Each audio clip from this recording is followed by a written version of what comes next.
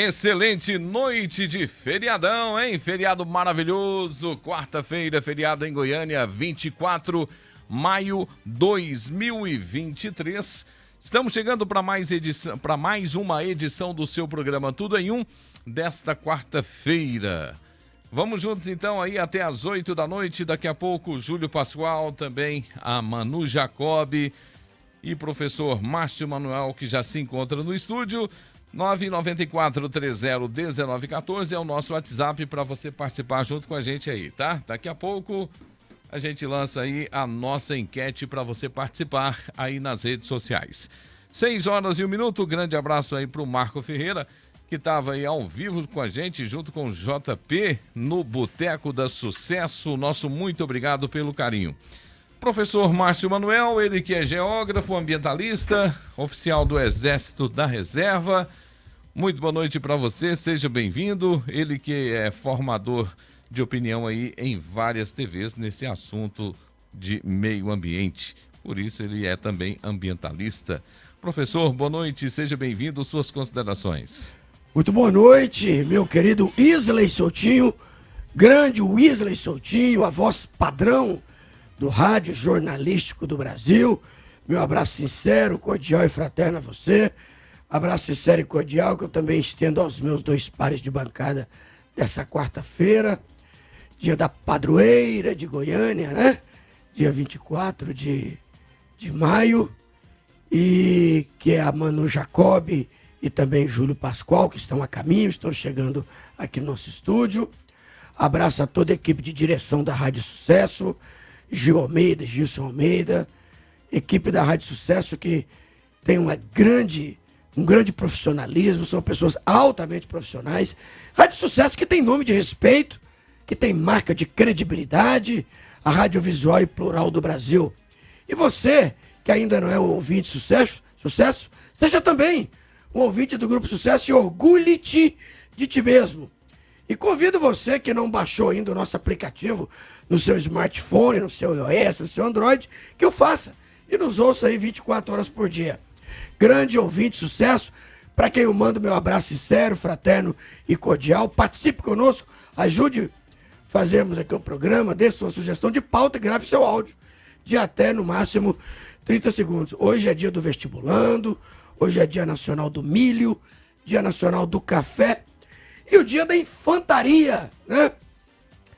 Eu sou um tenente da reserva do Exército, da arma de infantaria. O infante que é infante não se assusta com a rajada, nem com o tiro do canhão, nem com o estouro da granada. Este sangue é muito bom, já provei, não tem perigo. É melhor do que café, é o sangue do inimigo.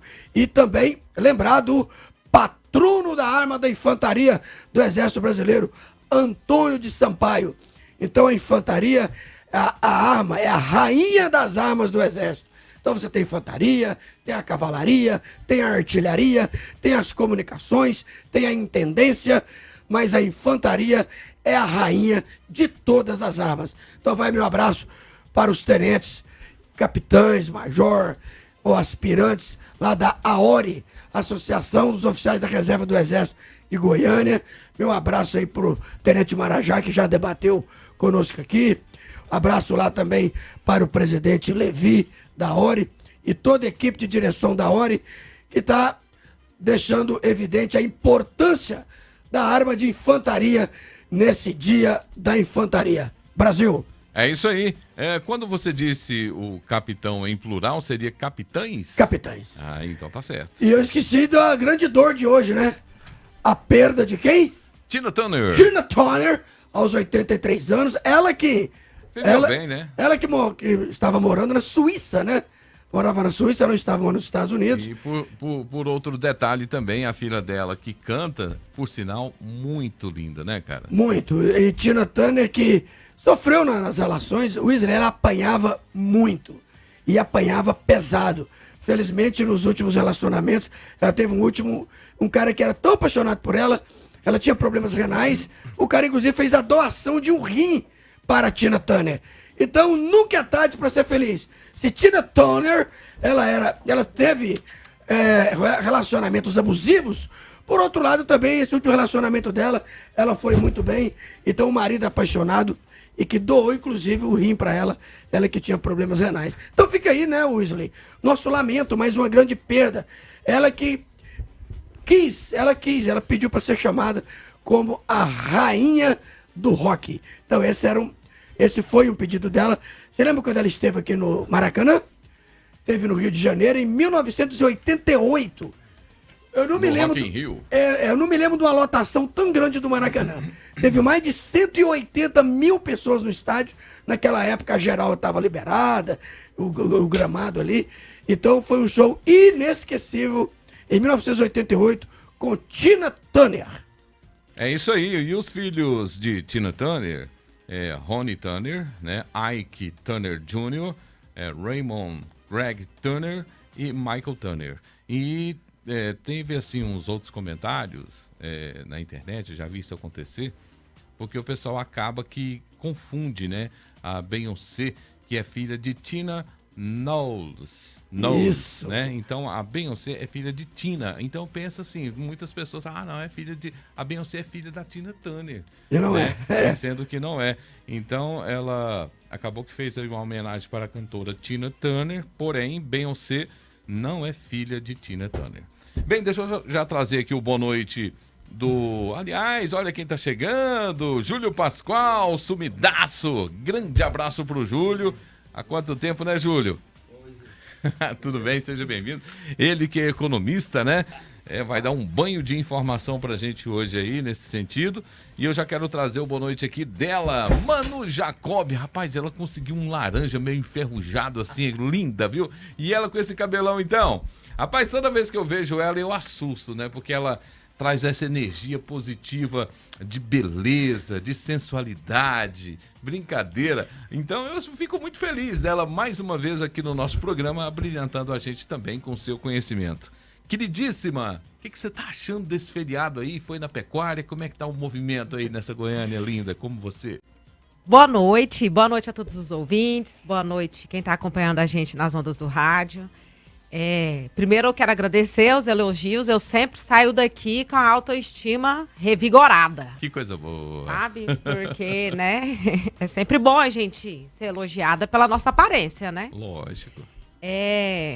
Eu passei o feriado em casa, levantei muito cedo. Com suas filhas, filhas, né? Só uma. Só uma, sua filha, que eu fiquei na dúvida aqui. Eu levantei muito cedo, a minha filha é atleta de natação, inclusive quero mandar um beijo pra ela. Ela hoje o treino dela foi 6h45. Uau! Exatamente. Então, que frio. A mãe, eu até fiz uma postagem no meu Instagram falando que a mãe eu sou a principal impulsionadora, patrocinadora, fã, tudo dela, né? Que ótimo. Porque a gente poderia ficar em casa descansando, né? Lógico. Mas eu levantei cedo para ir levar ela também. Então, um beijo para ela, um beijo para todo mundo que está acompanhando a gente e vamos ao debate, porque viver no Brasil todo dia tem alguma coisa pra gente comentar que todo afeta... dia tem uma pedra no sapato. E principalmente que afeta a vida da classe trabalhadora. Ele que é economista, Júlio Pascoal, abrilhantando também a gente aqui no nosso programa Tudo em Um, com seu conhecimento. Ele que é lá de Catalão, inclusive queria até comentar aquele assunto que aconteceu lá na rádio, lá de Catalão, né? Onde aquele rapaz entrou nervoso dentro do estúdio, querendo dar porrada e partiu pra cima do não sei se era um locutor, se era o comentarista, não sei, né? Porque lá é uma bancada parecida com a nossa aqui. Partiu pra cima dos dois, na verdade, né? Partiu pra cima de todo mundo. E o seu boa noite, primeiramente, suas considerações iniciais. Boa Júlio noite. Pascoal. Boa noite, Wesley Souto. Boa noite, professor Márcio Manuel. Boa noite, Manu Jacob. Foi Isso. candidata a senadora, né? Isso. Que bom, tá vendo? Sempre ter uma política do lado é importante. Então nós temos hoje aqui na bancada um candidato a deputado federal e um ex-candidato a Senado, não é isso? Isso que teve até uma votação expressiva, né? Mas como tem que só uma cabeça, né? Exatamente. Ela não foi. Mas deixar aqui o meu abraço a todos os ouvintes, né? Aqueles que nos veem. Para mim é um grande prazer voltar a essa bancada. Tá difícil para mim porque eu vinha nas segundas, né? Nas terças, nas segundas. Isso. E eu voltei a dar aula na UEG em Anápolis das segundas e terças, né? Não sei. E então agora tá me sobrando pouco tempo para poder participar. Mas de qualquer forma, recebi o convite de vocês e do professor Márcio. E para mim é um prazer estar aqui. Com relação à questão de catalão, é até bom a gente tocar nesse assunto. Vou até mandar a pauta aí para você. Porque o que aconteceu de fato que culminou com aquela agressão estúpida, né? O repórter Ian Mesquita, que é do nosso programa, é o nome do programa lá do Ricardo Nogueira e do professor Mamed Leão, junto com o cinegrafista, dois meninos, na verdade, que fazem um grande trabalho, estavam cobrindo o treinamento do CRAC, que é o clube lá de Catalão, que disputa a Série D do Campeonato Brasileiro. Justamente para informar para as pessoas que curtem o programa, nosso programa, que pega é um programa na Rádio Sucesso, um programa independente, mas que pega em 50 municípios, né? Então eles estavam lá para poder informar e chega lá o presidente de honra, né? Que é o prefeito, Adib Elias, e que se diz dono do CRAC, que é pior, né? Porque você pode gostar do time, você pode ajudar o time, você não pode achar que o time é seu, né? No caso, lá o Gustavo Seba. Não. Adib Elias. Adib Elias, ok. O presidente do CRAC, Manu, é o Roberto Silva, rapaz muito educado. E o presidente de honra é o Adib Elias, prefeito de Catalão. Aí chega lá o Adib com o motorista dele, o Júnior, e do nada o motorista agride o repórter e o cinegrafista do programa, nosso programa, que é veiculado aos sábados na Rádio Sucesso. Não só agride com palavras e determina a saída deles do campo, como agride, derruba o tripé, quebra a máquina, né? E aí, o prefeito simplesmente olhando tudo aquilo. Eu não acredito que o motorista seria tão louco de fazer algo que fez sem a conivência do prefeito. Era o motorista do prefeito? Do prefeito. Que isso? Que é o presidente de honra do partido. Do partido, do time. Do time, né? Do time. Bom, feito isso foi numa sexta-feira à noite, à tarde, eles se dirigiram à polícia para poder dar parte, com razão, né? Porque toda a imprensa tem o direito de assistir o treino do CRAC, como catalanos que são, como torcedores que são e como profissionais que são, e a Rádio Sucesso, mais do que nunca, é uma rádio importante, como é aqui, é lá, né? E aí no outro dia, tem o programa, nosso programa, que é veiculado das 10h30 até às 13 horas. Então os dois âncoras do programa, que é o Ricardo Nogueira e o professor Mamed Leão, estavam comentando do fato, que é normal você comentar, indignados como toda a população ficou, e eu também participei, inclusive me solidarizando com o repórter Ian Mesquita, com o cinegrafista que me falha a memória aqui agora, e com o pessoal, os torcedores, porque eu também tive a oportunidade, mano. Meu pai foi presidente do CRAC em 67. Eu era mascotinho do CRAC e nós fomos campeão. E jamais nós proibimos alguém de cobrir o treino do CRAC. Independente se as pessoas nos criticavam ou não. Porque quem mexe com política ou quem mexe com futebol tem que saber ser aplaudido e saber ser criticado. Não quer ser criticado, não mexa com política ou mexa com futebol. Concorda? Concordo. Mas o prefeito de Catalão, ele só gosta de apupos, ou seja, só de palmas. Ele não gosta de críticas, né? Bom, resultado dessa brincadeira. Eles estavam lá comentando, como o Mamed e o Ricardo, e com razão, se eu tivesse lá também eu teria falado, da indignação com o papel do motorista e do prefeito pela conivência.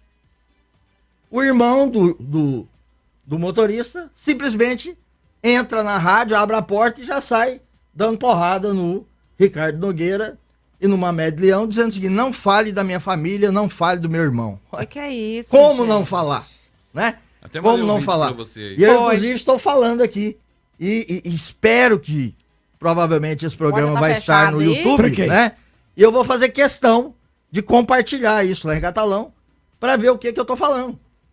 Porque não tem lógica você proibir a imprensa de participar de um treino de um time que representa Catalão na Série D.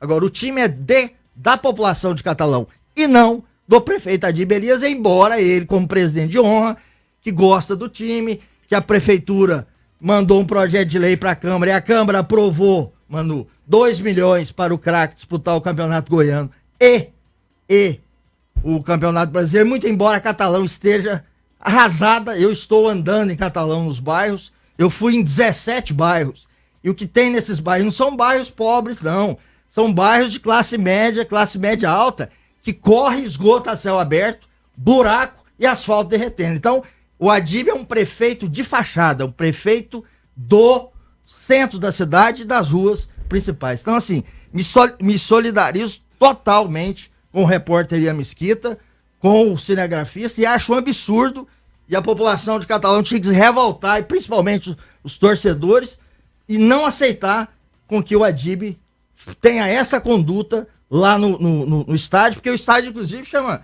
Genervino da Fonseca, é um tio meu, irmão do ex-prefeito Leovil Evangelista da Fonseca, um dos melhores prefeitos de Catalão, e que se pensasse, na época, em dar 1 centavo para o craque participar, ele mandava prender todo mundo, porque na época, em 67, quando meu pai foi campeão, meu pai com a diretoria, não punha um real de recurso público.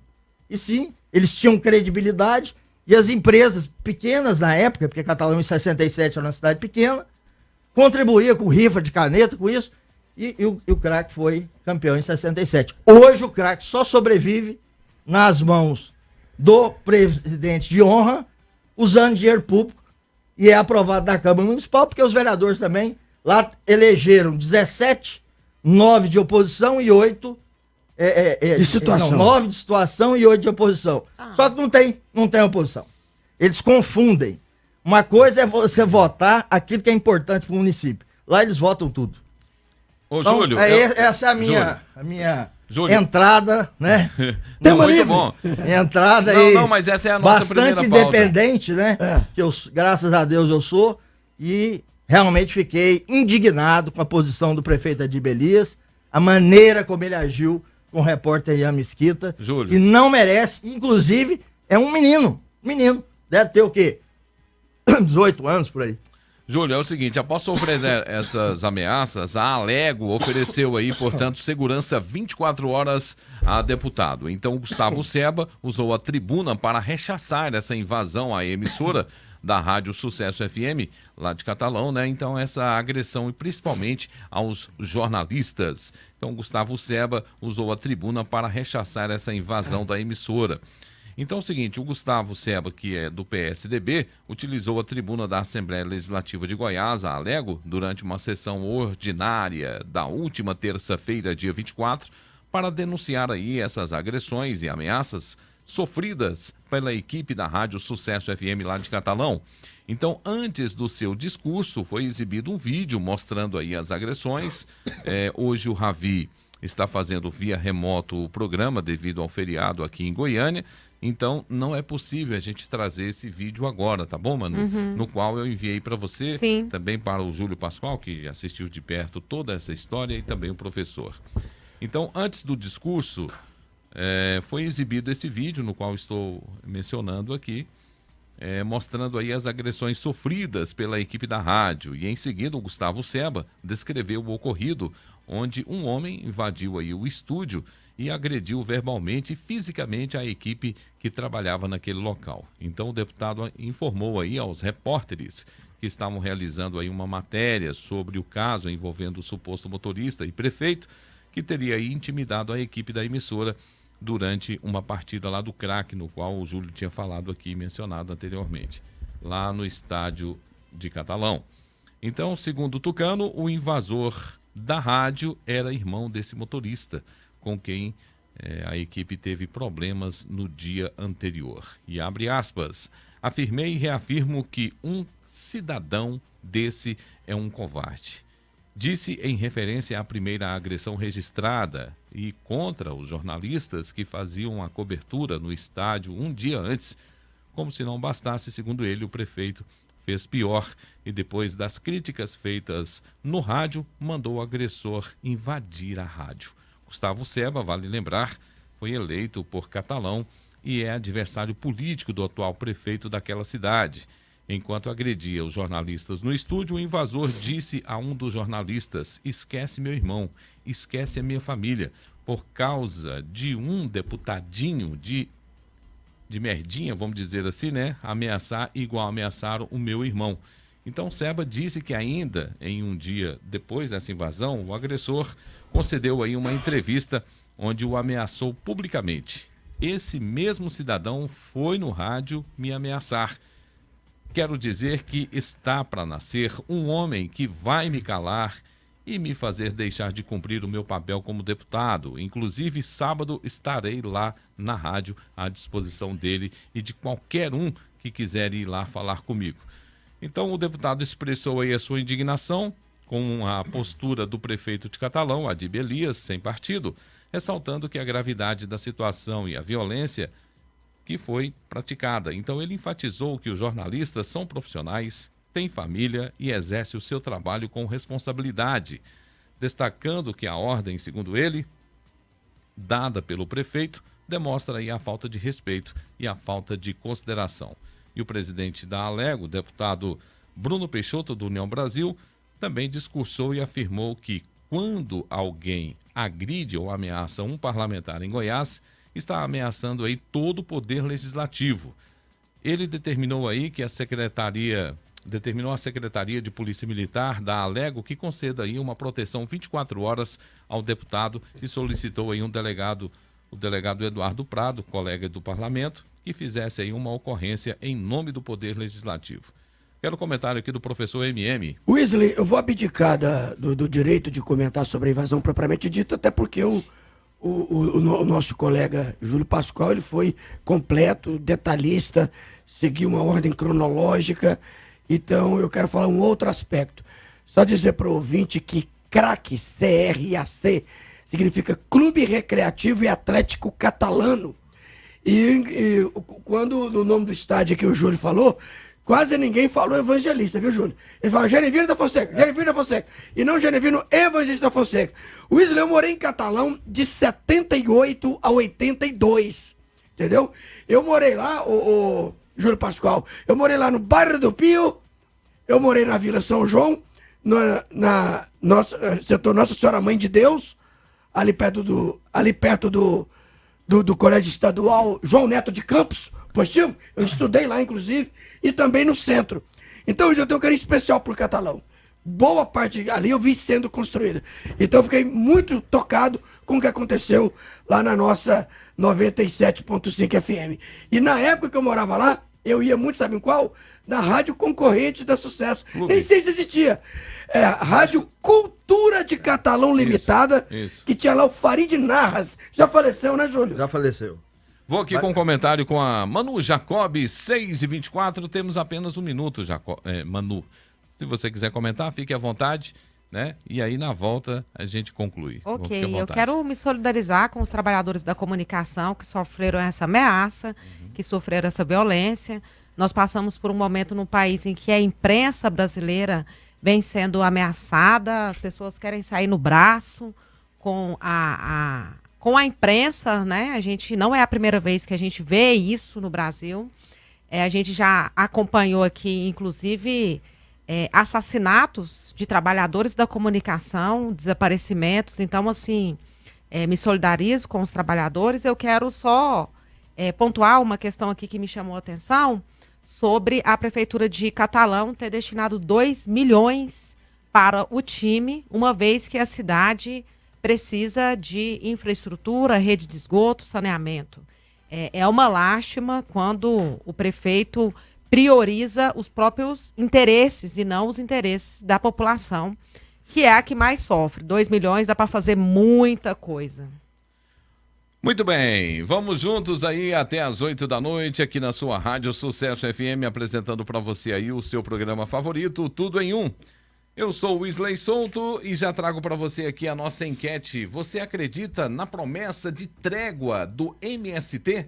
Sim ou não? Programa Tudo em Um, vote aí nas redes sociais. Bem, meus amigos, o grupo acusado de invasões em terras produtivas é investigado em CPI na Câmara dos Deputados. Vocês estão ouvindo a melhor rádio do Brasil. É a Rádio Sucesso 98,3 FM. Todo dia. Toda hora.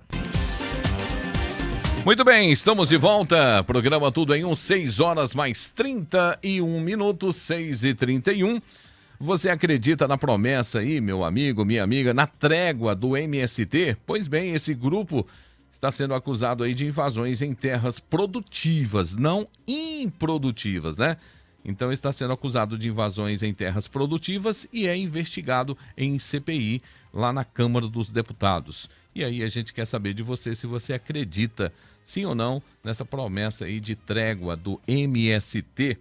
Bom, finalizando aqui esse assunto sobre essa invasão dessa pessoa lá na Rádio de Catalão, o meu amigo Júlio Pascoal tem um comentário, tem beijos e abraços a mandar aqui para a galera que está ouvindo a gente, os catalanos em especial, né?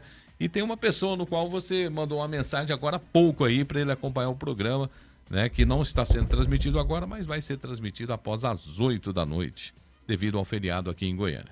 Bom, exatamente. O presidente da CIRLAG, meu amigo Maione Padeiro, que é um ouvinte, viu, Wesley, Márcio Manuel e Manu, do programa Tudo em Um, ele ouve todos os dias, né? Ele mandou aqui uma mensagem dizendo o seguinte: meu líder, boa noite, meu querido Júlio, estou ouvindo o programa, aproveitando para me solidarizar a toda a equipe pelo triste ocorrido em Catalão. Um abraço fraterno do amigo Maione Padeiro, presidente da CIRLAG. Como ele, fiquei sabendo agora pelo professor Mamed, que também é radialista, jornalista, que foi um dos agredidos, né? Que o deputado Jamil Seba não apoiou o prefeito Adib Elias nesse movimento de agressão aos jornalistas da Rádio Sucesso. E, portanto, também foi criticado por 12 deputados na Assembleia Legislativa.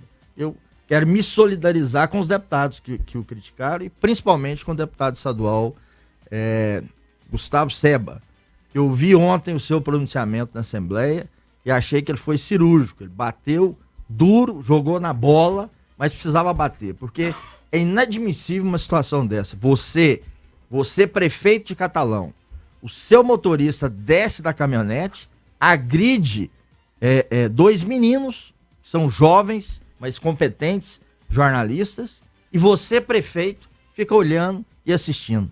Quer dizer, eu quero entender que esse motorista não fez isso por alta recreação, para que o prefeito não tomasse nenhum tipo de atitude, né? Então, assim, nós de Catalão ficamos estarrecidos com essa situação que aconteceu no Crack. Então, quero parabenizar o deputado Gustavo Seba, parabenizar os 12 deputados, que eu não sei quais os nomes, que ficaram ao lado dos jornalistas e contra o prefeito, tá? E tenho certeza que a população de Catalão, na sua grande maioria, também está a favor do repórter Ian Mesquita, do cinegrafista, do Ricardo Nogueira, do professor Mamed, e principalmente estavam trabalhando dentro da Rádio Sucesso e foram agredidos de forma covarde. Só lembrando aqui, Júlio, que essa ocorrência, né, será enviada aí ao presidente do Tribunal de Justiça, e o presidente enfatizou mais que a Alego agirá com todo rigor, independente, né, de o deputado ser da base governista ou não. Então vários deputados também se manifestaram seu apoio, como você disse, são mais de 12, né? E apoio e solidariedade ao parlamentar, né? Então o prefeito lá de Catalão não foi localizado pela reportagem, então o espaço continua aberto aí para a manifestação dele, inclusive do contraditório, e esse caso ocorreu no último sábado, né? Para você que ligou o rádio agora. O rapaz que agrediu também agrediu verbalmente o deputado, porque o deputado Gustavo Seba teria se manifestado a favor do jornalista e do cinegrafista que foi agredido. Então, nas palavras dele, ele agrediu fisicamente o Ricardo Nogueira, agrediu o Mamed e agrediu o deputado Gustavo Seba verbalmente, pelo fato do deputado ter se manifestado. Além do Mamed Leão, o Ricardo Nogueira e também o Ian Victor. O Ian foi o jornalista que foi cobrir o treino do Crack, porque iria jogar com o 15 de Piracicaba. Quer dizer, esse fato foi tão ruim que que o Crack começou bem a Série D, venceu o Cascavel lá no Paraná por 2-0, perdeu pro Patrocinense dentro de Catalão. Eu estava lá, o Crack jogou muito mal. Patrocinense que é de Minas Gerais? Jogou muito mal, eu estava lá na arquibancada. E depois desse episódio que aconteceu, na sexta-feira, o Crack foi a Piracicaba e perdeu de 2-0 do 15 de Piracicaba. Eu acho até que os jogadores ficaram transtornados com tanta ignorância Comovidos, que eles né? viram Sem dúvida. dentro do campo, partindo do motorista do prefeito, com a conivência do prefeito, que nada tomou. Inclusive, o prefeito foi na rádio dele, lá a Nova Liberdade, e disse o seguinte, que não aceita prender o agressor. Mas como? Que é isso? Como que não aceita prender o agressor? Ele teria que fazer o contrário. Ele teria que determinar a prisão do agressor. Aliás, Catalão, ele é tradicional em algumas situações. Você lembra o que aconteceu lá com Antero Borges? Lembro. Lembra? Lembro. Pois é, e foi injusto aquilo que fizeram com ele, Exatamente. né? O Antero Exatamente. Borges, ele morreu de maneira injusta. Ele foi arrastado pela cidade, é isso? Exatamente. Catalão foi marcado pela violência, marcado pela cultura do lado positivo e marcado por bons políticos também pelo lado positivo. Júlio, Mas, exatamente. infelizmente, tem também os maus políticos. Você quer mandar abraço pra quem?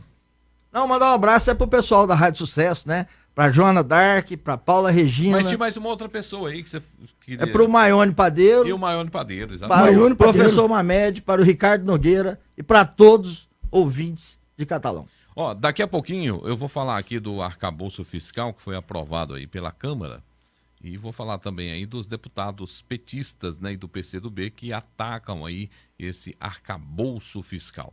Mas o que eu quero O texto, trazer né, que foi aprovado, o texto. Isso, eu vou trazer esse texto aí, esse assunto, essa pauta após as 7 horas, porque já são 6h38.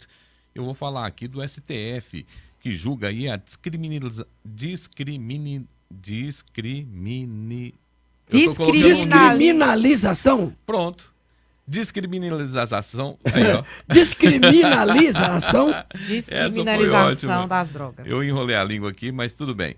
Então, essa descriminalização Isso. do porte de drogas. Então, os ministros analisam o caso aí com um potencial de impacto em todo o país, professor. Ah, que situação, hein? Pois é, o Supremo Tribunal Federal vai retomar aí nesta quarta-feira, retomou então, hoje, dia 24, né, esse julgamento aí da descriminalização do porte de drogas para o consumo próprio. Então, o caso está sobre a relatoria do ministro Gilmar Mendes. Até o momento, 3 votos favoráveis foram registrados. Gilmar Mendes defendeu aí essa descriminalização de todas as drogas, enquanto os ministros Luiz Roberto Barroso e Edson Fachin registraram aí os seus posicionamentos ao uso da maconha. Então, o próximo a votar é o ministro Alexandre de Moraes. Lá em 2018, professor Márcio, o ministro devolveu o caso para o julgamento que estava parado desde o pedido de vista feito pelo ex-ministro Teori Zavascki. Teori Zavascki. Aquele aliás, que faleceu na queda daquele avião, você lembra? sei, lembro. Em setembro de 2015, né? Que ele faleceu, né, naquele acidente aéreo. Isso. E foi em 2017, em janeiro de 2017. Então essa discussão teve início em 2015 e foi reconhecida como assim, uma repercussão geral. Com isso, o entendimento firmado pelo STF, nesse caso, vai servir como base para situações semelhantes em todo o país. Seu comentário, professor Márcio Manuel. Wesley, eu sou contra qualquer tipo de liberação de drogas para uso de lazer, para uso recreativo, que dizem. Então, no caso da maconha em específico, eu sou a favor da liberação no que tange a situação de cannabis. Isso aí já está liberado pelo canabidiol, governo. entendeu? Isso aí já tá Agora, liberado. a descriminalização das drogas, com destaque para a maconha, no que tange a lazer e a esse uso recreativo, eu sou contra. Eu não vejo nenhum motivo para que seja feito. Evidentemente que alguns estudiosos do assunto que debruçam sobre esse tema, eles querem alegar também que é uma maneira de diminuir a violência. Porque uma vez que diminui a violência, professor, ele também faz aí contribui para a propagação de mais drogas, uma vez que vicia. Exato. Não é isso? Por exemplo, a pessoa está usando, digamos, a maconha, depois parte pro... Crack. Não, aí o crack aí já detona, né? Vamos falar cocaína. Cocaína. Então, assim, é fácil adquirir essas drogas. Essas drogas é fácil. Então, quer dizer, se vai ficar liberado a maconha, logo vai ter que ser liberado também essas outras drogas. É porque abre um precedente perigoso, né, Wesley? Pois é, e com relação às crianças, essas pessoas da escola, eu vou trazer esse assunto aqui para a Manu Jacob, para ela que é professora, ela que tem uma filha muito linda, eu também tenho um filhinho de 7 anos que vai fazer 8, né, o Rafael Souto. Então a gente preocupa, né, com esses coleguinhas de escola, logo já está entrando aí na adolescência, na pré-adolescência, então fica difícil, né? Você ter o controle 100%, 100% você não consegue. Então esse assunto preocupa, né, Júlio? Vamos lá. Esse é um debate que é uma pauta que a gente costuma dizer uma pauta impopular, né? Porque é uma questão que é delicada. Primeiro porque eu vou apresentar a minha concepção e a concepção que o meu partido defende. Uhum. Eu sou presidente municipal do PSOL aqui em Goiânia, né? Mas não é só uma questão local, é uma das bandeiras de luta do PSOL. Que a questão das drogas, ela deveria ser tratada pelo Estado como uma questão de saúde pública e não para a segurança pública. Quando a gente pensa na questão das drogas como uma questão de saúde pública, ela entra não somente a maconha, mas como, por exemplo, o cigarro, que tensiona o serviço único, o Sistema Único de Saúde, com os tratamentos de câncer, de diversas doenças pulmonares que causam, né? Com a questão do alcoolismo, que traz problemas sociais, não só de saúde física das pessoas, mas de questão de violência doméstica, de abandono de emprego. Por quê? Porque isso é uma doença. O alcoolismo, ele é uma doença. O vício no cigarro também é uma doença. E o vício em outras drogas também deveria ser tratado como uma doença e não comercializado do jeito que é feito e liberado do jeito que é feito. Em relação a, por exemplo, a bebida alcoólica. E aí, quando a gente trata essa questão relacionada com a segurança pública, a gente acompanha casos, como aconteceu no ano de 2022, na época do governo Bolsonaro, que o próprio avião da FAB estava transportando 37 quilos de cocaína. E aí, quando essa proibição acontece e é tratado como segurança pública, quem é que são os verdadeiros financiadores dessa droga que entra e sai no Brasil? Não é aquele moleque que está lá na periferia, na esquina, vendendo para ter uma grana. São os grandes empresários e políticos também, porque o que esses 35 quilos de cocaína estavam fazendo no avião da FAB? Né? Os países mais desenvolvidos hoje, e eu quero fazer um debate sério aqui com o ouvinte que está acompanhando a gente. Os países mais desenvolvidos hoje já superaram essa pauta. O Canadá, lá é descriminalizado o uso da maconha. E o índice de crimes que acontece relacionado a drogas é mínimo.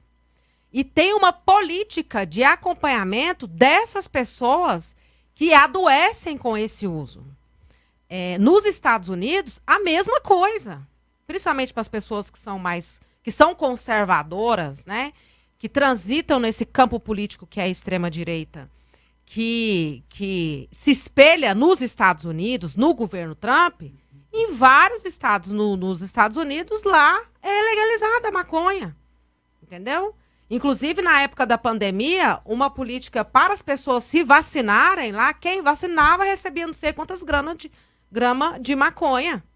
Entendeu? Então, assim, é um debate que a gente tem que olhar com seriedade, sem paixões, né? Porque eu também sou mãe e me preocupa. Me preocupa se minha filha vai um dia se envolver com droga, vai se viciar.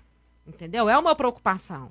Mas o Estado, ele tem que pensar a partir de como que pode, o que o Estado tem que fazer para que menos pessoas se viciem, menos pessoas fazem o uso, tratando como uma política de saúde pública. Essa é a minha opinião. Deixa eu só trazer um destaque aqui para o Júlio Pascoal, que foi o seguinte, ó, os ministros acabaram que analisaram aí esse recurso, apresentado aí pela Defensoria Pública do Estado de São Paulo em favor de Francisco Benedito de Souza, que lá em 2010 ele foi condenado a prestar 2 meses de serviços comunitários após ser flagrado com 3 gramas de maconha em sua cela no Centro de Detenção Provisória lá de Diadema, em São Paulo. Então a Defensoria Pública argumenta que essa tipificação aí penal viola os princípios constitucionais da intimidade e da vida privada. Então o julgamento gira em torno aí do artigo 28 da Lei de Drogas, que estabelece penas para aqueles que possuem aí drogas para consumo pessoal, sem autorização ou não, em desacordo com a legislação. Eu quero saber a sua análise sobre esse assunto. Bom, na mesma linha da Manu Jacob, eu acho que nós precisamos parar de hipocrisia no Brasil. Existem drogas lícitas e drogas ilícitas, mas todas são drogas. E se você tributa o cigarro e você tributa a bebida, você devia tributar a maconha, tributar a cocaína, tributar tudo, porque não está correto esse pessoal financiar o crime organizado no Rio de Janeiro, em São Paulo, aqui no Brasil inteiro. Então, assim, eu sou totalmente contra as drogas, mas acho interessante esse debate de também tratá-la no âmbito da saúde pública. Quer dizer, além da questão da segurança pública, você pode ter um paralelo também na questão da saúde pública. Porque o dependente químico no Brasil, ele é tratado como um marginal, como um bandido. E na verdade ele é um doente, precisa de tratamento. E eu vou mais além, Manu. Se nós olharmos a Cracolândia em São Paulo, que é uma vergonha e que nos deprime quando nós assistimos ali, o que a lei diz? O cidadão só pode ser tratado se ele autorizar. Não. Como que um cidadão daquele, que está lá com crack até no pé, como é que ele vai autorizar o tratamento? Ter discernimento para isso, ter discernimento para isso. Não tem. Então eu acho que nós precisamos mexer, sabe? Acho que até que tem que ter você como presidente do PSOL em nível aqui de Goiás, de Goiânia, e sei do seu relacionamento em nível de Brasília, da gente começar a propor algumas questões, você entendeu? Independente de ideologia, o Brasil ficou extremamente ideologizado, né, nos últimos 4 anos. Eu acho isso errado. Politizado também. Eu acho isso errado, você entendeu? Eu acho que as questões precisam ser tratadas. É uma coisa que me deprime muito também. Eu estava na Secretaria da Mulher como superintendente de Gestão, Planejamento e Finanças, quando a secretária Leda Borges era a titular. Inclusive, fiquei por 45 dias como interino e pude acompanhar bem essa questão da violência da mulher. E me lembro muito bem de quando nós criamos a Delegacia da Mulher lá, e logo em função também da Lei Maria da Penha. E eu imaginava que com a Lei Maria da Penha, as mulheres seriam muito menos agredidas, porque as pessoas teriam mais medo, mas pelo contrário, eu estou abismado da quantidade de violência contra a mulher, normalmente partindo de dentro de casa, né?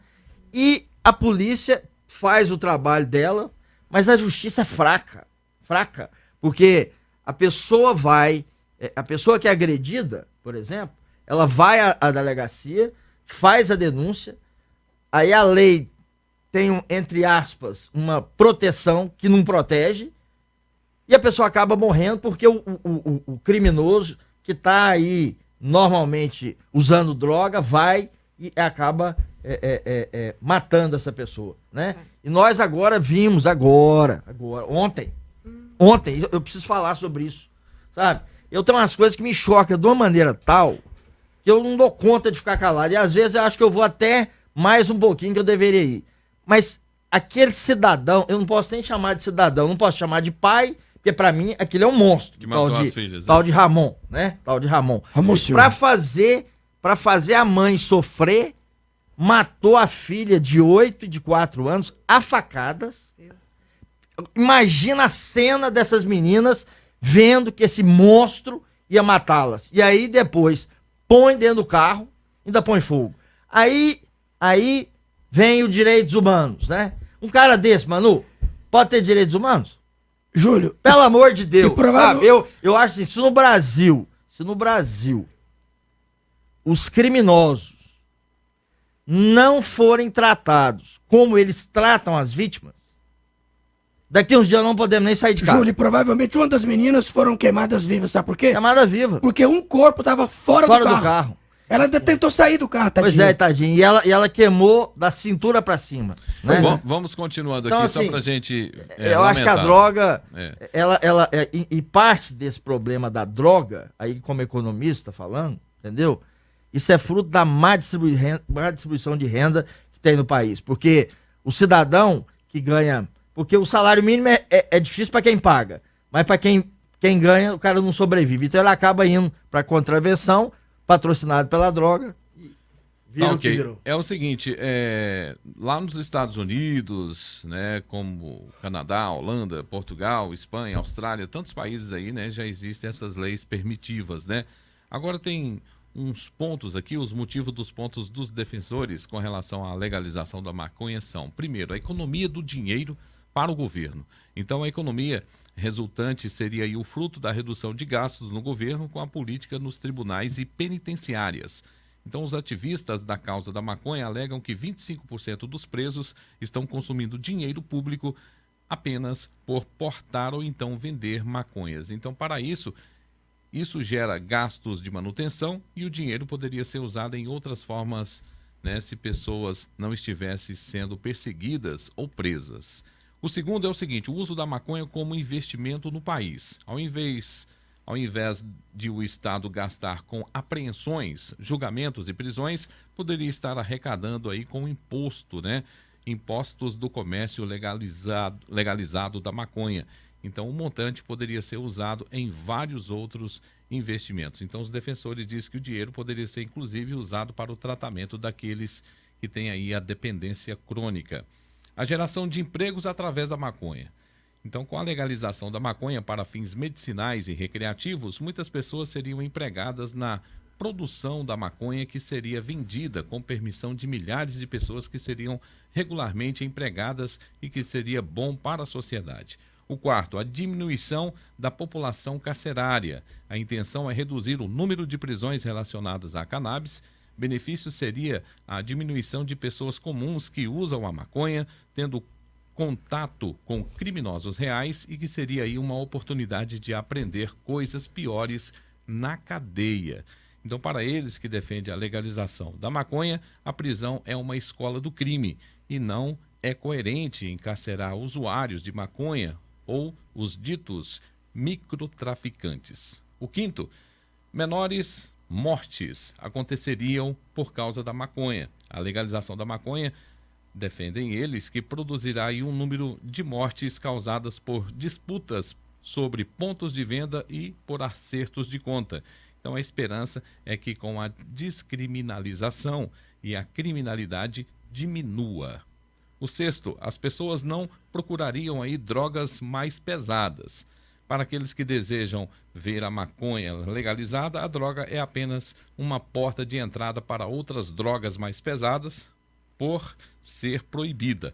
Afinal, é vendida ao lado de drogas proibidas, não é verdade? Isso.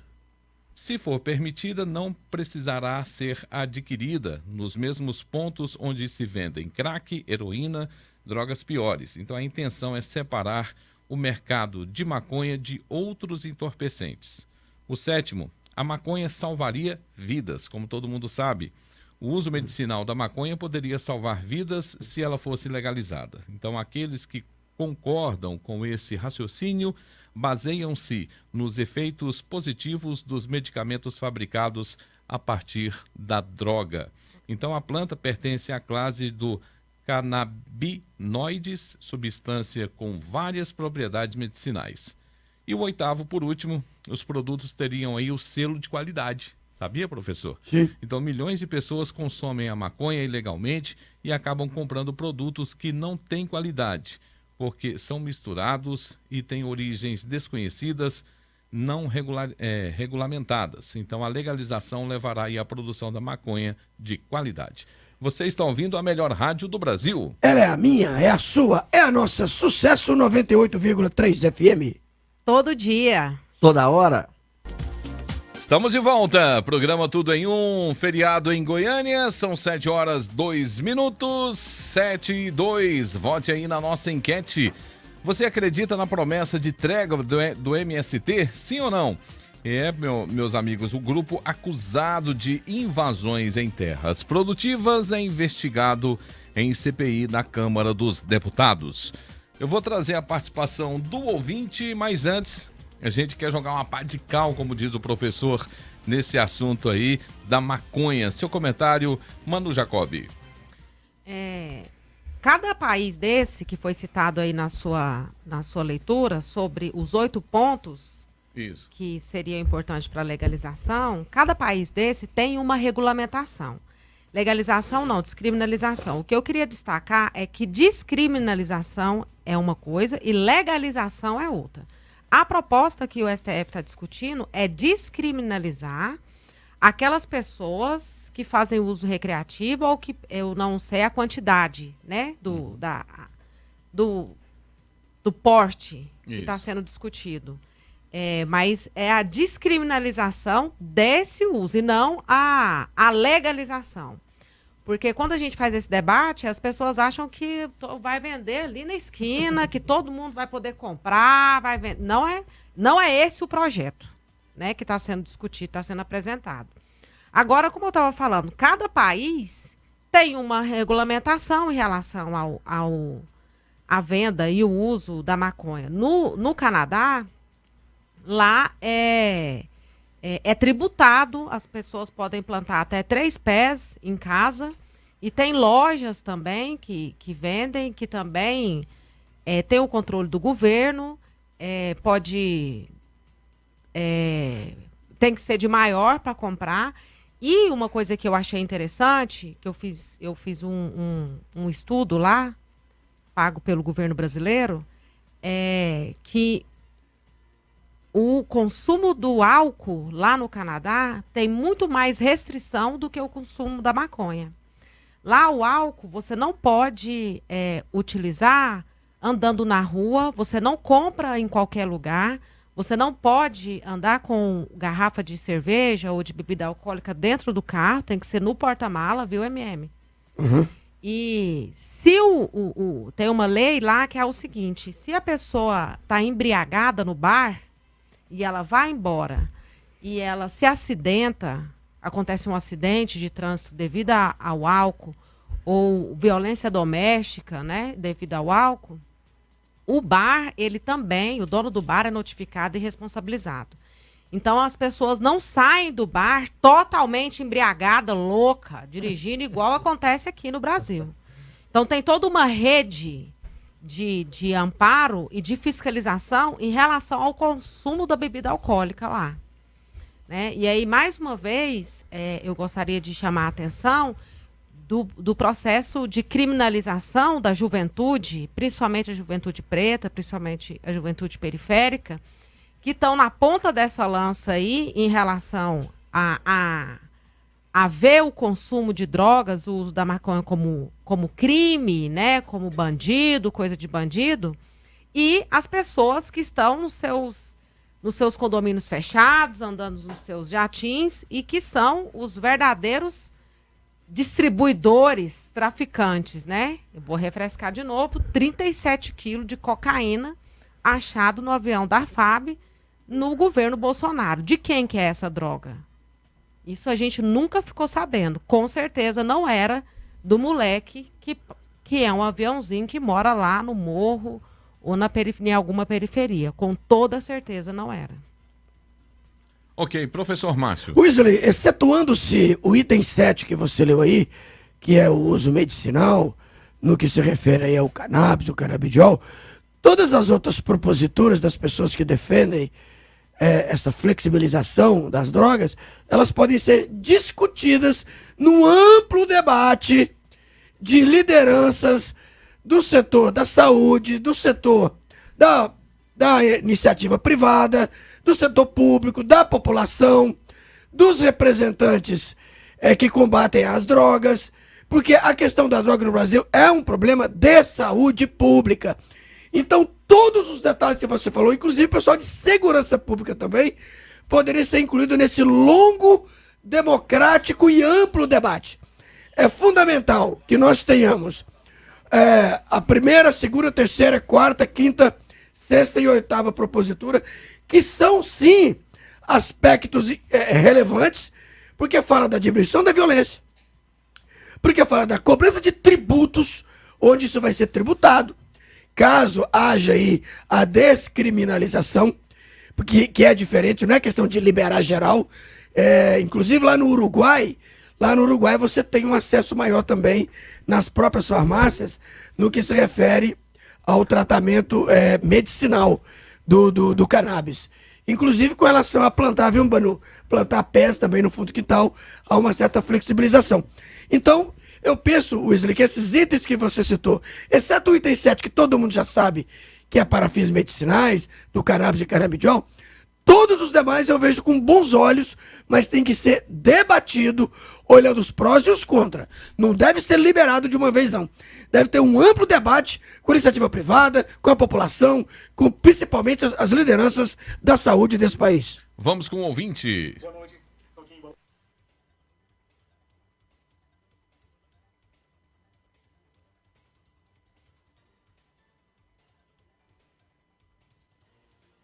Bancada, boa noite aos ouvintes, sou o Lucas Alves. Eu sou a favor da legalização da maconha, desde que tenha regras, né? Locais usados para vender, locais usados para fumar, pessoas cadastradas para fazer plantações e o governo recebendo o imposto. E o dinheiro ser destinado a investimento de educação, saúde e segurança na área de tecnologia. Tudo isso facilitaria. Já que temos o cigarro, que é uma droga que ela é liberada, temos a bebida, que é uma droga que é liberada, entendeu? Essa é a minha opinião. Abraço, tamo junto. Alô, ouvintes da Rádio CSFM, boa noite, Anderson Almeida falando, alô Soutinho, alô bancada. Então, pessoal, hoje vamos debater aí sobre o Instagram. MST, isso aí é um grupo terrorista, pessoal, vai ser desmascarado aí na próxima CPI. Vamos falar também sobre o crack. Bom, a violência no futebol, ela tem que ser varrida. Então, na minha opinião, as pessoas que estão envolvidas aí, elas têm que receber uma punição exemplar, entendeu? Não podemos mais aceitar nenhum tipo de agressão depois disso que aconteceu com o Valério Luiz. E eu gostaria de fazer uma pergunta também para Manu Jacob. Manu, você usa maconha de forma recreativa? Boa noite a todos, é o Júnior, motorista de aplicativo. Rapaz, é difícil, viu? A Manu é 2 pesos, 2 medidas. Ela gosta de comparar o Brasil com os Estados Unidos ou outro país para legalizar a droga. Mas para legalizar as armas, ela não compara, né? Os países que deu certo. Que bacana. Boa noite, Wilson. Boa noite a todos. Enquanto a Lei Maria da Penha tiver esses bandos de hipócrita correndo atrás de audiência, principalmente essa patrulha militar aí, que é uma patrulha Maria da Penha, que é uma falta de vergonha isso aí, nenhum animal foi domado, nenhum animal é domado, ele só tem medo. E o homem não é diferente. Já tem vários programas aí, psiquiatra forense, tudo, e resolve. Mas os hipócritas estão querendo resolver na pancada, as mulheres estão indo na onde e vão morrer cada vez mais. Boa noite, Rádio Sucesso. Eu discordo aí, viu? O rapaz falou aí que devido à classe social, parte financeira, ter ligação com a pessoa virar dependente química, não tem nada a ver. Se fosse assim, todo mundo que era pobre era pra ser drogado, velho. Que analogia fora de lógica, justificativa mais besta. Entendeu? Porque tem gente igual a Manu aí, ó, que defende circulação livremente de droga, que o povo enfia a cara, sabe? Tem quem defende, né? E esse cara que matou as crianças aí, um cara deixa que morrer, não merece nem estar vivo, não. Você tá doido, o cara matar as filhas na facada e meter fogo. Boa noite a todos da mesa. Sobre o debate aí referente à liberação das drogas, eu acho que quem é a favor da liberação das drogas é porque nunca teve esse problema dentro de casa. Eu falo isso com propriedade. Eu tenho um irmão que tem problemas com vício, inclusive maconha. Ele começou na maconha, fuma maconha até hoje, e aí isso liga a outros tipos de entorpecentes. E assim, é uma pessoa que perdeu tudo. Perdeu família, era casado, perdeu família, perdeu o trabalho, perdeu tudo, perdeu carro, perdeu moto. Então assim, a gente precisa conhecer esse problema mais de perto para falar sobre liberação das drogas. A minha opinião é que deveria ser mais ferrenho ainda as leis, até mesmo com o usuário de droga, sim, porque todo usuário de droga, ele é um pequeno traficante. Deixa eu só colocar mais um ouvinte, Sandro Luiz. Vamos lá. Bom dia a todos da bancada. Wesley Souto, Sandro Luiz. Wesley, não dá para a gente absorver o que a Manu Jacob fala. Ela é tão apaixonada no Bolsonaro, ela não sabe fazer nenhum comentário sem tocar no nome do Bolsonaro. Isso se chama paixão. Tomara que a Michele se cuida, né? Ela está preocupada em o avião da FAB está carregando drogas. Por que ela está preocupada, sendo que eles são a favor da legalização das drogas? E não só das drogas. O pessoal é a favor da legalização de tudo que não presta para os nossos filhos, inclusive para os filhos dela, para a filha dela, né? Será que ela acha bom um dia algum parente dela envolver com droga, sendo que ela é presidente do PSOL e o PSOL em peso é a favor da legalização das drogas, né? Então fica essa reflexão para ela aí. Um abraço a todos aí, Sandro Luiz. Valeu, Sandro Luiz. É o seguinte, na pauta, né, Manu? Rapidinho. Eu vou passar agora para você. Na pauta, o Supremo Tribunal Federal disse que ia retomar hoje, no caso, hoje, quarta-feira, dia 24, o julgamento sobre a descriminalização do porte de drogas para consumo próprio. Pronto. Manu Jacob. Eu quero agradecer, né, aos ouvintes aí que me citaram e dialogar com muita responsabilidade e respeito. Primeiro que legalização é diferente de descriminalização. Eu não sou a favor de legalizar, como o colega falou aqui, circulação livre das drogas. Isso não é verdade. O pessoal não defende essa pauta. Circulação livre das drogas. Eu preciso reafirmar isso aqui. A segunda coisa é que o companheiro falou aí da pessoa, da família dele e tal, que perdeu tudo. O Sandro Luiz. O Sandro Luiz. Sandro Luiz, esse parente seu perdeu tudo, tá? Foi pra sarjeta, não sei das quantas, porque não teve um tratamento adequado para isso. Então, quando a gente trata a questão do vício, da dependência química como um problema de saúde pública, vai existir políticas públicas para que haja um tratamento para que a pessoa não perca tudo. Entendeu? O que eu tô querendo colocar o contraponto aqui, gente, é que o álcool, ele destrói famílias também. Ele causa dependência química também, né? E mesmo assim, ele é legalizado. Todo mundo usa, faz uso. Eu não faço uso de nenhuma droga. Inclusive, no momento, nem bebendo eu tô. Pra quem perguntou se eu fumo maconha. Nem álcool eu tô consumindo. Entendeu? Por uma questão de pessoal. Não tô consumindo mais álcool. E não é por isso que eu vou defender que não possa haver a descriminalização das drogas. Das drogas não, da maconha. Que é essa que é a pauta aqui.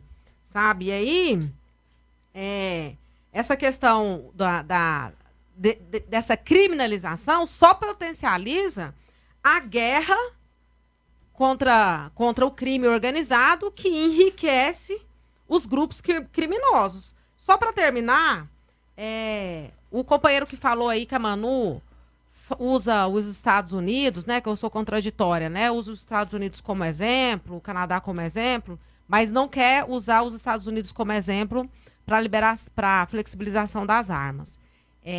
Cada país tem que encontrar, em relação ao uso da maconha, às drogas, cada país tem que encontrar um caminho que se encaixe na sua realidade. Agora, em relação às armas, Nos Estados Unidos, o maior motivo de morte de crianças e adolescentes nos Estados Unidos são por armas de fogo. Armas lá nos Estados Unidos não deu certo. O que mais mata nos Estados Unidos crianças e adolescentes são armas de fogo. Então, se para você, ouvinte, isso é dar certo, eu prefiro continuar achando que deu errado. Parabéns, Manu Jacobi. Mais um áudio aqui da Luna Teixeira sobre esse assunto. Vamos lá. Boa noite, ouvintes sucessos. Meu nome é Luna, sou professora. Eu vim aqui discutir sobre a descriminalização da cannabis no nosso país. O Brasil, queridos, já em cada esquina tem alguém usando a maconha. O uso da cannabis medicinal já é comprovado cientificamente para tratar vários tipos de doença e para aliviar vários tipos de doença. É um erro grotesco o nosso país não ter abordado isso há muito tempo. A gente precisa descriminalizar toda a cannabis primeiro, porque já tem praticamente toda a população brasileira já faz o uso. Se você vai ali na esquina, já tem alguém usando. Então, outros países já têm, porque aqui não?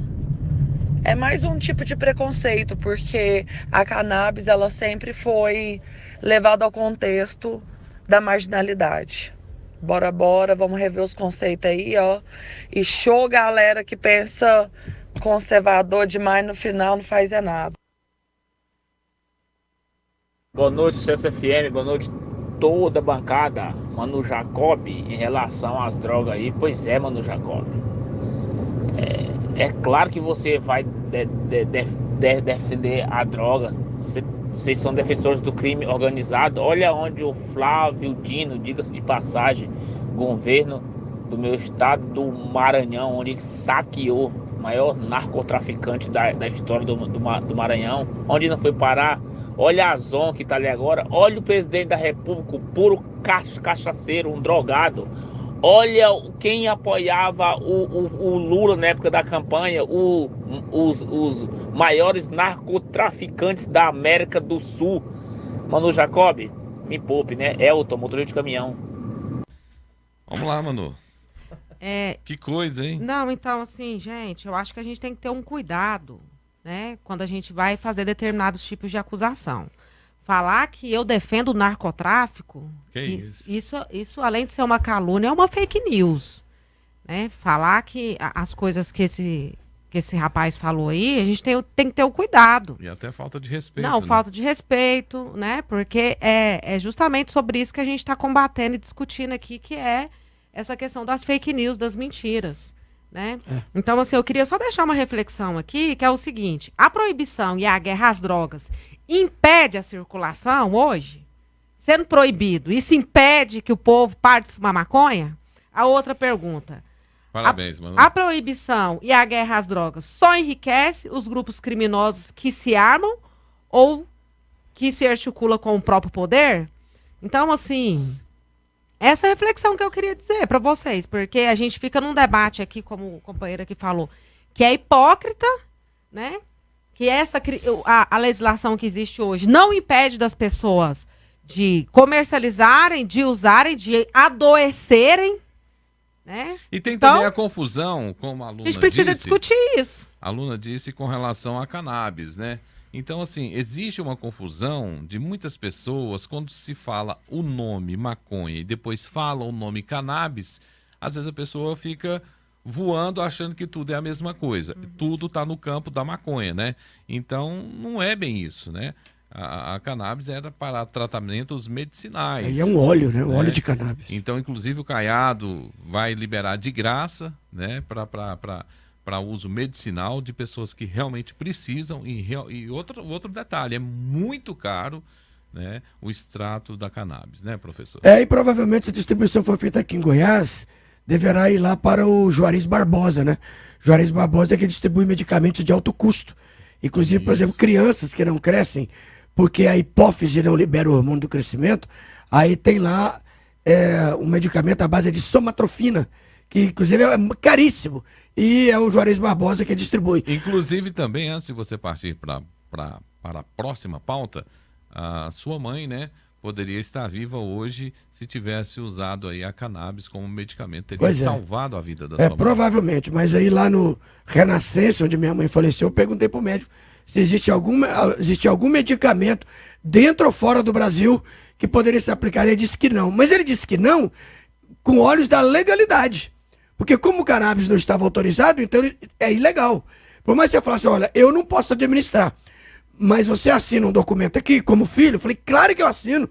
Eu assinaria qualquer coisa, mas ele não vai administrar e o hospital também não vai administrar. Wilson, eu queria agradecer o áudio do Anderson Almeida, e ele falou aí da questão do MST, que o MST é um grupo terrorista e que muita coisa vai vir à tona. Anderson Almeida, eu queria ter o mesmo otimismo seu. Para você ter uma ideia, nos últimos 20 anos do Brasil, já tivemos 4 ou 5, eu não tenho certeza do número, 4 ou 5 CPI ou CPMI do MST. Dos últimos 20 anos, 2 décadas, já tivemos umas 4 ou 5 CPMI ou CPI. Porque quando faz CPMI, porque o Senado também entra junto. E para mim, não colheu-se grandes resultados. Então, Anderson Almeida, eu vejo assim de maneira muito pessimista se teremos alguma evolução. Sou a favor da CPMI do MST? Sou. Eu sou a favor de CPMI para tudo, tem que apurar tudo. Tudo vira à tona, ser colocado em patos limpos. Mas no que se refere à questão do MST, tivemos 4 ou 5 nos últimos 20 anos e não chegamos a resultado algum. Tomara que esse chegue. Boa noite, Wesley. Boa noite a todos. Meu nome é Gilmar. Cara, eu fico impressionado como que a Manu faz um jogo de palavras. A gente pergunta uma coisa, ela viaja, vai pra lá, vai pra cá e acaba em Bolsonaro. Nossa senhora. Ô, Manu, tem que viver, Manu. Deixa o Bolsonaro quieto. Quem é o presidente agora é o Lula. Deus o livre, hein? Deixa o Bolsonaro quieto.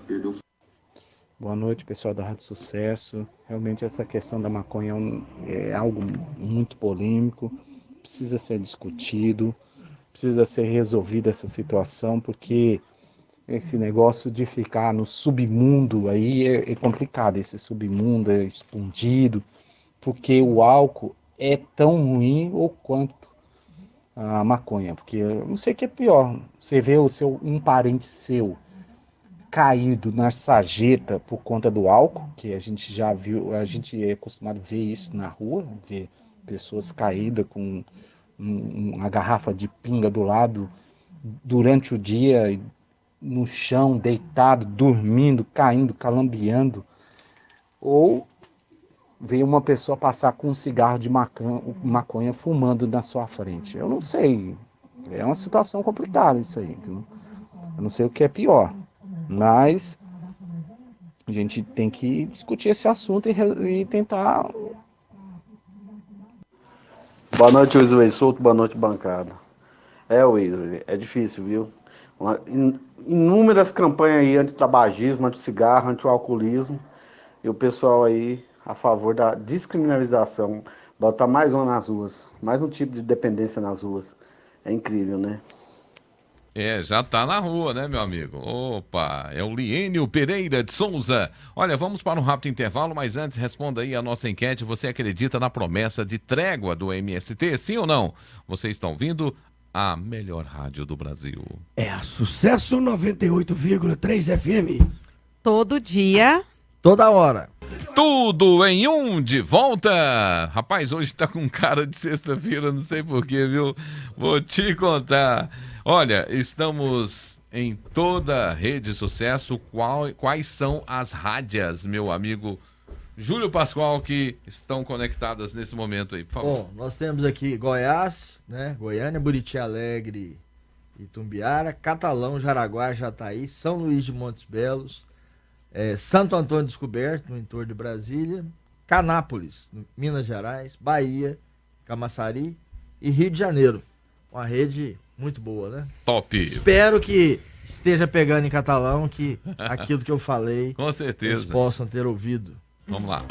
Tudo em um, Sucesso FM.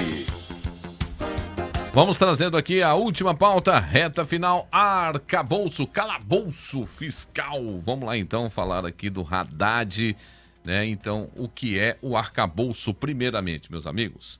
Arcabouço fiscal aprovado aí pela Câmara? Pois é, o texto dá ao governo licença. Para quê? Para gastar sem risco de punição. Então, além daquele teto de gasto, né, há uns 340 bilhões acima do teto. Então, quer dizer, ele vai gastar com o que ele quiser e não tem que pedir benção para ninguém.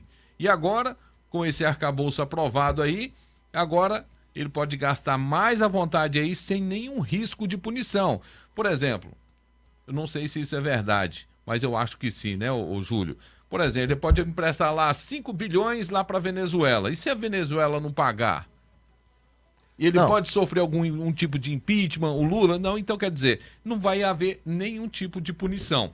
Voltando aqui na pauta, nessa noite de terça-feira, no caso ontem, dia 23, a Câmara dos Deputados aprovou o texto base do arcabouço fiscal do governo Lula. Se quisesse facilitar a vida do brasileiro comum, o governo batizaria a novidade de plano fiscal, ou então sistema fiscal, né?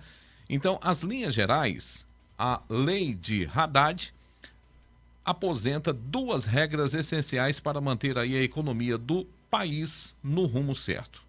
Uma lei é Lei de Responsabilidade Fiscal, aprovada em maio de 2000. Então, durante o governo Fernando Henrique Cardoso, a segunda, no caso aí, é o teto de gastos, né, que começou a vigorar em 2016, na gestão lá do Michel Temer. Explicou aí a jornalista Branca Nunes em reportagem publicada na Revista Oeste. Então, sem licença para gastar, a LRF, que no caso aí é a responsabilidade fiscal, né, essa lei de responsabilidade fiscal, criou regras mais duras que como aí os governos deveriam lidar aí com as contas públicas e tornou ilegal a irresponsabilidade fiscal, disse o economista Hélio Beltrão. Com essa lei, o governo ficou obrigado a estabelecer aí com antecedência e a respeitar aí a meta de gastos para os 3 anos seguintes. Agora, o desrespeito à LRF pode custar aí uma série de punições, que inclui aí o impeachment, como eu disse, né? E também a prisão de prefeitos, governadores, inclusive do presidente. Então, ignorar esses riscos foi um dos erros que encurtaram o mandato de Dilma Rousseff, por exemplo. Então, o teto de gastos criou aí uma outra regra essencial para o equilíbrio das contas, o aumento das despesas para o ano seguinte, que deve limitar-se à inflação do ano corrente. Antes do teto, os governos acostumavam a aumentar aí as despesas em média 6% acima da inflação, lembra aí o Beltrão. Então, o argumento de que esse tal limite aí compromete aí aos gastos com educação, segurança, por exemplo, é mentiroso. Complementa aí a economista Marina Helena, que ocupou aí a diretoria de desestatização do Ministério da Economia. Então, o problema do Brasil nunca foi a falta de dinheiro, mas o dinheiro gasto de forma errada. O teto obriga o governo a gastar melhor. Eu quero o comentário aqui do Júlio Pascoal, que é economista, que inclusive eu quero trazer aqui uma outra parte, onde os deputados petistas, inclusive do PCdoB, que atacam aí esse arcabouço fiscal. Seu comentário, Alaor, ou melhor, Júlio Pascoal, lembrando aqui do Alaor, que está meio doentinho, não pôde comparecer hoje. Vamos lá.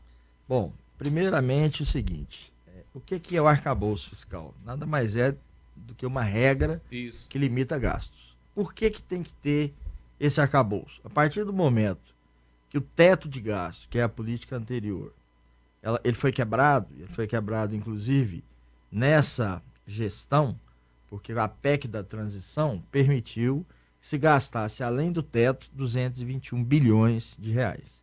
E para manter o Bolsa Família e manter outros programas a partir desse ano, você precisaria de mais 155 bi, né? Então, não dá, você ficar com uma coxa de retalho é pior.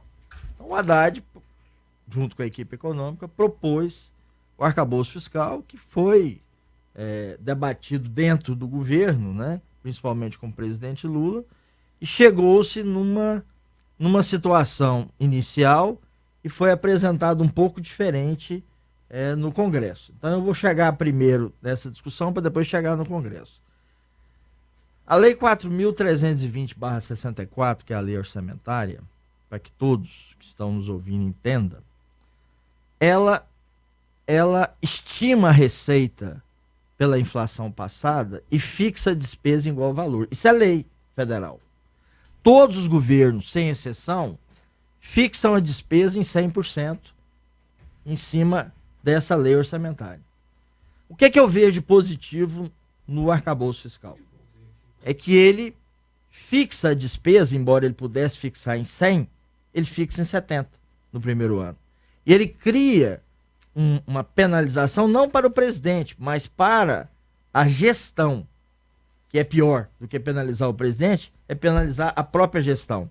Se você gasta os 70%, mais dos 70%, no ano seguinte você só pode empenhar 50%. E se você no ano seguinte passa dos 50%, você só pode empenhar 30%. Então, mais do que penalizar o presidente, você penaliza a gestão do presidente. Então eu vejo o arcabouço fiscal de forma positiva. Por quê? Porque nós temos um problema hoje no Brasil, uma taxa de juros Selic de 13,75%. Nós temos uma carga tributária de 37% do PIB. E nós temos um nível de despesa extremamente alto que o chamado superávit primário não cobre, que é receita menos despesa. Então o que nós temos que fazer? Pôr títulos públicos no mercado, vinculados à Selic, para que a gente possa financiar parte desse déficit.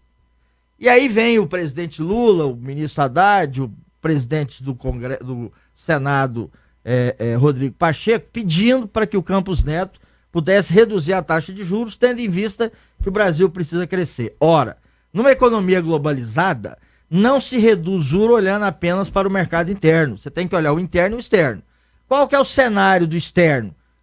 A inflação americana subindo, possibilidade do juro, que está lá, o Selic de lá, passar de 5 para 5,25. Quando fala que o juro americano vai subir, só de falar, aqueles investidores que normalmente compram dólares, né, e investem aqui no Brasil, seja em ações ou seja em ativos financeiros, eles realizam lucros ou prejuízos, trocam esses papéis por moeda nacional, compram dólar e levam para os Estados Unidos, que é o único país que não deu cano em ninguém. Só que isso faz o quê? Você valorizar o dólar e desvalorizar o real. Se por um lado isso favorece para exportar, por outro, pressiona a nossa inflação no custo. Nós não temos pressão de demanda sobre a oferta, ou seja, não tem excesso de consumo, mas tem custo majorado no sistema operacional que vai para o varejo. Então a preocupação do Campos Neto não é em criar um problema para o Lula. Pelo contrário, o Banco Central é independente. Ele tem que olhar o cenário externo e tem que olhar o cenário interno para poder reduzir. Aqui dentro, para reduzir, o que o governo tem que fazer? Mostrar para o Banco Central que ele vai aprovar um plano, que o caso é o arcabouço fiscal, que materializado vai criar uma condição, não vou dizer de zerar o déficit, mas de criar um ponto de equilíbrio que abra um caminho para reduzir o juro. E soma-se o problema dos Estados Unidos, nós ainda temos a guerra da Rússia e da Ucrânia, que pega os fertilizantes e o petróleo, que pode a qualquer hora virar o jogo, encarecer para o agro, que acabaria também forçando o aumento de preço, e o próprio petróleo. E então essa é a situação. Então eu vejo assim, muito mais do que penalizar o presidente, eu vejo uma preocupação do governo de gerenciar essa coisa toda de uma forma mais positiva do que nós tínhamos no passado, porque quebrar a lei 101/97, que é a lei de responsabilidade fiscal, começou a quebrar com Temer. Com Temer começou a quebrar. Nenhum gestor, presidente, governador ou prefeito foi preso porque descumpriu a lei de responsabilidade fiscal, que diz o quê? Você só pode empenhar, você só pode autorizar uma despesa se você tiver recurso. Todos normalmente autorizaram sem recurso. Você não pode deixar restos a pagar. O que é restos a pagar? É a despesa de um ano para o outro. Todos, aí o que eles fazem? Fazem pior. Chega em agosto, não tem recurso, anulam os empenhos e quem vendeu para o governo ou prestou serviço para os governos, ficam na berlinda. E depois, para reempenhar, o cara tem que acabar dando um desconto. E ele já mergulha para poder ganhar a licitação, não recebe em dia, e depois ainda tem que dar um valor para poder receber. Então, assim, por isso que eu digo, a hipocrisia não existe só na questão da descriminalização das drogas, não. A hipocrisia no Brasil existe na gestão pública. Porque preocupar com lei de responsabilidade fiscal agora, você está quebrando ela desde o governo Temer. Então, se tem o único caminho para reduzir o juro no Brasil é o arcabouço fiscal dar certo. E nós, independente de ideologia... Mas só está mudando o nome? Não, pelo contrário. O teto de gasto não tinha essa... O teto de gasto... O teto de gasto não, era quanto? O teto de gasto era o seguinte. Era 6%, você poderia... 6% você poderia estimar a despesa em 100% da receita.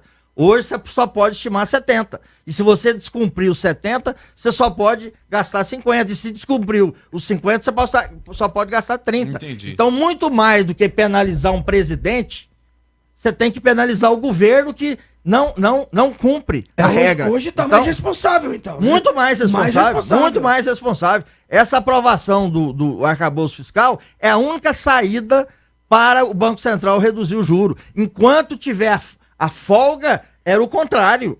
A folga era o contrário. Então, o povo fica... isso é mais ou menos assim, Manu. Só fazer uma analogia. A população fica preocupada com quanto que o deputado ganha, o deputado federal. Ganha 40 mil. Isso é um absurdo. E a despesa indenizatória do deputado federal que é 400 mil? Porque tem deputado que dá o salário. Mas pergunta se ele dá a despesa indenizatória. Então, as pessoas têm que preocupar com aquilo que tem que preocupar. Quer dizer, muito menos que penalizar o presidente. O que vai adiantar? Você vai botar o presidente na cadeia, vai resolver o quê? Você vai matar o governo dele, se ele não cumprir as regras que estão no arcabouço. Então, o arcabouço é a única saída para a redução da taxa de juros. Pois bem, meu amigo e professor Márcio Manuel, o limite de despesa agora é no máximo 70%. No primeiro ano. Nesse primeiro ano. No 2024 aí vai ser 50%. Não, se descumprir os 70%, vai para 50%. Se descobrir os 50%, vai para 30%. Wesley, você entendeu por que às vezes você traz algumas pautas aqui, eu falo assim, pelo menos no primeiro ano não faça isso. Porque o primeiro ano, nós estamos chegando aí a quase 5 meses, né? Dia 31 de maio, fecha 5 meses, 150 dias do atual governo. Então, nesse primeiro ano, as coisas ficam mais apertadas. Wesley, eu vou criar um outro nome então para você, não que eu estou criando. Porque existe uma ala dentro do governo federal, existe uma ala próxima a Fernando Haddad, que eles chamam de regime fiscal sustentável.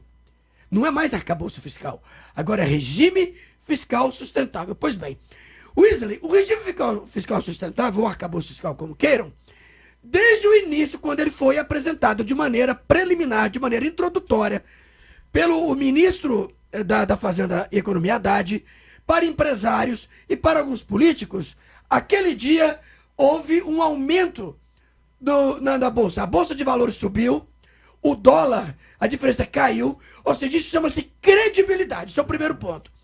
Outro detalhe. No que se refere você trouxe aí um teto de 340 bilhões de reais que poderia ser gasto. Ora, no caso é 221, mas teria mais 155 para liberar, não é isso? Para o ano. Então daria em torno de 300 e quase 350 bilhões de reais.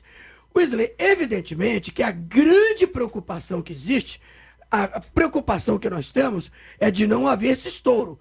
Porque esse estouro iria endividar o Estado, iria endividar a União, o que dificultaria que fosse feito tantos projetos, inclusive o projeto Minha Casa Minha Vida, o projeto que esse governo tem de dar um aconchego, abrandar a dificuldade da população mais pobre. A Lei 4.320, que é a lei orçamentária, só esqueci o ano, mestre? 64. De 64, exatamente o primeiro ano de governo militar, ele vem, ou ela existe exatamente para pôr limites. E pôr limites e não dizer que é um oba-oba, que não tem limites e que não tem eira nem beira. Não. a preocupação, a grande preocupação é exatamente seguir as normas. Agora, um outro detalhe que eu queria falar, sair um pouco da economia, é dizer que esse governo atual, o governo Lula, ele está bem lá na Câmara, na Câmara dos Deputados Federais. Por quê? Teve esse texto do regime fiscal sustentável, teve 108 votos contra. Num total de 513, teve 380 alguma coisa a favor. Aí teve uma galerinha lá do Novo e do PSOL, se não for a memória. Tô esperando minha hora chegar pra falar, viu? Que parece que não quiseram. E vou explicar por quê. Deixa eu passar para ela. Entendeu? Okay. Então, só para dizer, Wesley, que o governo tá bem com o Centrão e tá bem com a Câmara dos Deputados, porque teve vários votos a favor do texto, não é ainda do regime fiscal sustentável propriamente dito. Manu Jacobi. Então, o arcabouço fiscal é uma medida que estabelece uma série de limites para a execução dos gastos no país, né? Por ser votado, foi votado essa semana, né? O arcabouço pode se tornar um risco grave ao governo e ao país, já que ele ameaça uma série de direitos importantes que foi uma das principais programas apresentados pelo governo Lula na propaganda eleitoral. E aí, gente, para quem gosta de se inteirar mais na internet, tem uma página que se chama Esquerda Online.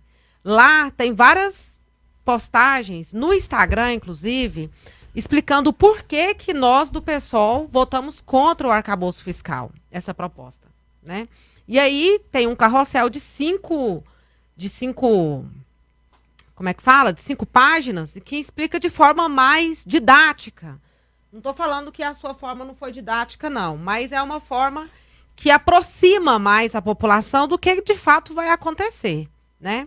Então, a primeira questão é que a conquista do piso nacional dos trabalhadores da enfermagem está ameaçada com esse arcabouço, porque foi incluído no teto, dentro desse teto de investimento, ou seja, aqueles e aquelas pessoas que estiveram na linha de frente, né, da pandemia, que ameaçaram, colocaram a sua vida em risco, a vida das suas famílias, nesse cenário desse projeto que foi aprovado, vai ser prejudicado. Outra questão que toca a gente aqui, que nós somos professores, que hoje nós somos uma bancada de 3 professores, é que o Fundeb, que é um dos principais orçamentos da educação básica, esse repasse das verbas federais, também pode ser atingido. Porque essas verbas da União representam justamente a maior fatia do fundo. E essa foi uma das principais críticas da bancada do PSOL em relação à educação, né? Terceiro ponto, o governo pode vir a ser obrigado a flexibilizar os atuais mínimos de investimento constitucionais na saúde e na educação. E isso a gente percebe, gente, que é um direito, que é um ataque aos direitos às propostas que Lula priorizou na sua campanha, que seria relacionado às áreas sociais e que também foi um compromisso que foi feito quando o PSOL decidiu embarcar na campanha desde o primeiro turno. Eu mencionei aqui essa minha preocupação, né? Exatamente. Minha casa, minha vida. Em relação ao quarto ponto, essa proposta também ameaça a realização de concurso público, gente. Que já teve os funcionários públicos, trabalhadores do serviço público, já teve o salário congelado, né? Caso essa meta de superávit primário não seja batida, o que atinge a qualidade mínima do atendimento à população nos serviços públicos, quando a gente não tem nem aumento de salário, nem concurso público. E aí os trabalhadores dos serviços públicos podem ter, como eu falei, novamente, o salário congelado. E por fim, gente, esse arcabouço, que é a tal responsabilidade fiscal, né, que beneficia o mercado financeiro, acima da responsabilidade social. Uma coisa que o Lula vem batendo muito em relação a essas taxas de juros, eu não acho, tá? Eu não sou economista como professor aqui, mas o Banco Central, ele não tem autonomia. Uma vez que a prioridade que ele tem é com o regime financeiro, com os empresários. Então, que autonomia que é essa? Né? Vamos finalizando aqui o nosso programa, são 7h mais 51. Sua despedida, professor MM, suas considerações finais. Wesley, minhas considerações finais é a seguinte: evidentemente que esse arcabouço fiscal, esse regime sustentável fiscal do governo federal, já que não pode dar a canetada para baixar a taxa Selic de 13,75, eu penso que esse arcabouço é uma maneira, igual o professor Júlio Pascoal falou, é uma maneira do Banco Central sair desse 13,75. Agradecer demais, Wesley, pelas pautas. Obrigado a Júlio Pascoal por ter podido disponibilizar o seu tempo de vir conosco e falar com o público. Sucesso. Manu Jacob também, é um prazer dividir a bancada com você. E todos os ouvintes que participaram nesse feriado municipal Brasil. Vamos lá então com a despedida do meu queridíssimo Júlio Pascoal, economista. Muito obrigado por ter comparecido aqui na bancada. Inclusive é candidato a prefeito no ano que vem. Pré-candidato. Ele é pré-candidato. Então, pré-candidato. Então, tipo assim, não é oficialmente, então ele é pré. Então, eu gostaria que você despedisse. Vamos lá? Bom, primeiro dizer da satisfação de voltar à bancada da Sucesso, com o Márcio Manuel, com a Manu Jacob, pude conhecê-la pessoalmente, com você, né? Essa discussão do arcabouço fiscal é uma discussão complexa, né? Não dá pra gente fazer isso aqui em 5 minutos. Pouco tempo. Mas nós temos que ter uma saída para reduzir os juros, né?